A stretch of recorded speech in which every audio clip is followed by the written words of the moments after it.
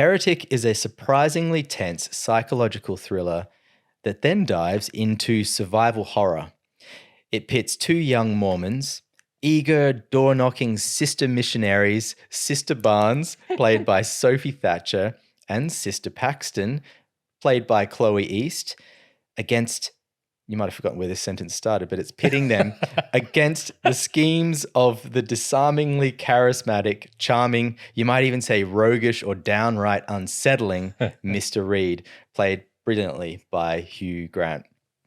On what begins as a mission of faith, the sisters are then lured into an isolated house where Reed subjects them to a harrowing series of tests designed to challenge the foundations of their beliefs.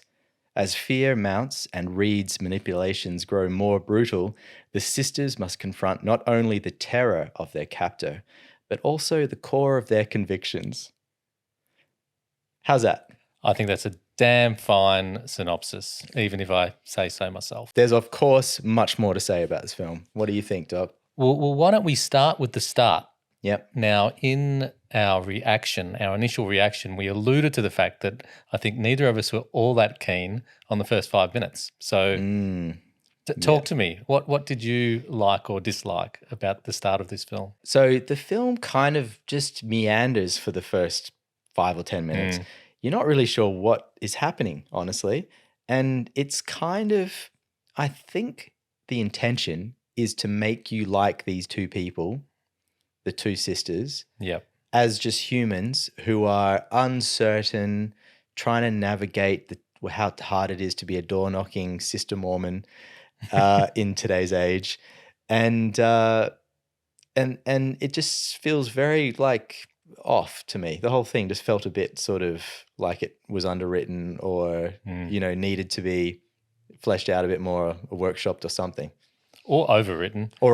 Like it all seemed a little on the nose, and at the time I was kind of squirming a bit. The conversation was about condoms, and then there was a big sign, and it just, I don't know, made me uneasy in the wrong sort of way. But I listened to an interview with the directors, and they touched on this exact point. And they started with a longer version, then they cut it down to what it was, and then they even felt a bit uncomfortable about it themselves. That they thought it was a bit saccharine. Right. So they tested it without the start. Oh, just without that sequence, straight knocking on the door. A little montage and getting straight to knocking on the door. And they reckon it with audiences and with themselves, it didn't work. Wow. Because people didn't relate to the character, characters hadn't seen them. Sure. How naive they were, how they were bullied, and therefore don't engage. Okay, so I will go with that partway. Okay. Oh, it had me. Okay. So you're a tough one. So I'm gonna say this, that if you just take the beginning off the film and have them knock on the door, then yes, you don't know who these people are. So I don't think the answer is to not have a little it's just prologue, to do it better, but to do it way better than they did it.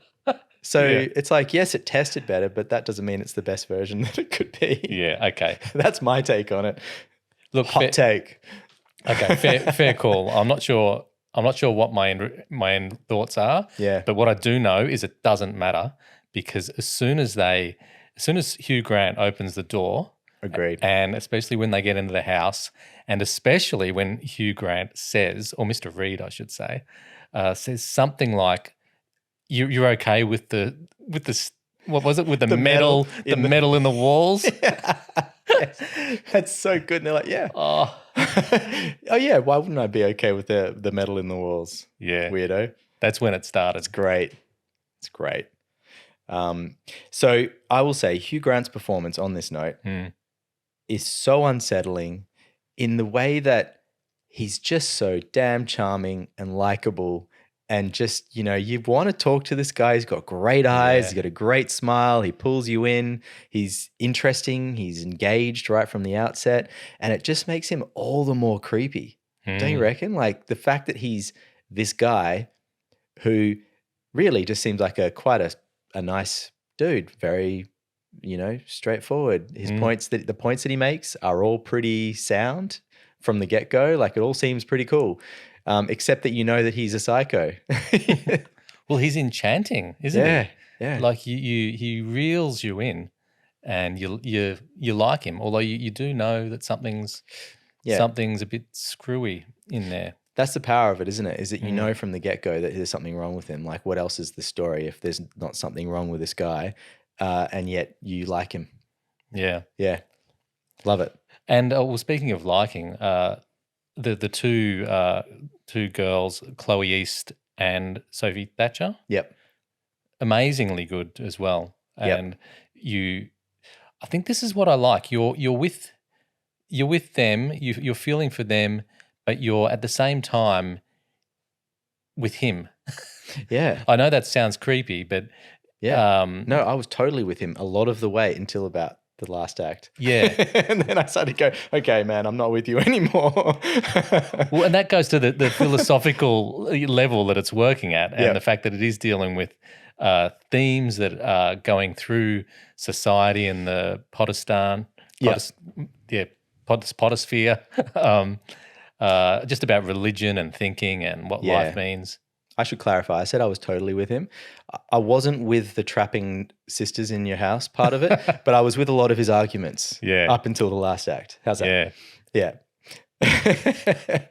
So how do you think a lot of this was very cerebral? Yeah. So how does that gel with being, a horror film with body horror and all these other genres sort of mixed into the one thing? It's great. It is great, isn't it? Don't you wish more horror films were this smart?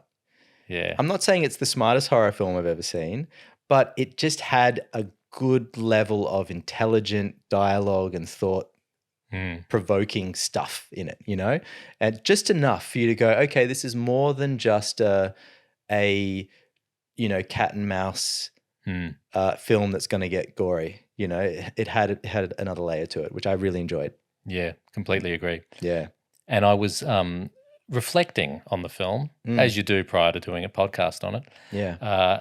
And what I loved is the theme that runs through it about the different versions, like a vision and a revision of things, like the Monopoly story and how religion just evolves from one to another.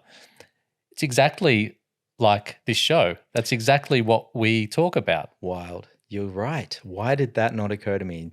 That's great. You're right. That's what it is. It's the echoes. It's the repetitions, the iterations. I think he talks about iterations a lot, doesn't he? Yeah, I like echoes better. I think echoes, more poetic. Yeah. Yeah, it sounds a bit sexier. I agree. I think that's a great point. That's exactly what we get off on this show. I know. And I think this film wears its echoes on its sleeve. Mm-hmm. Like I had no problem thinking of what it reminded me of. Like there was a list as long as my arm. Yeah, the trouble was to choose the one that you would talk about. That's a good problem. I like that problem. For this show, that's a good problem. Yes.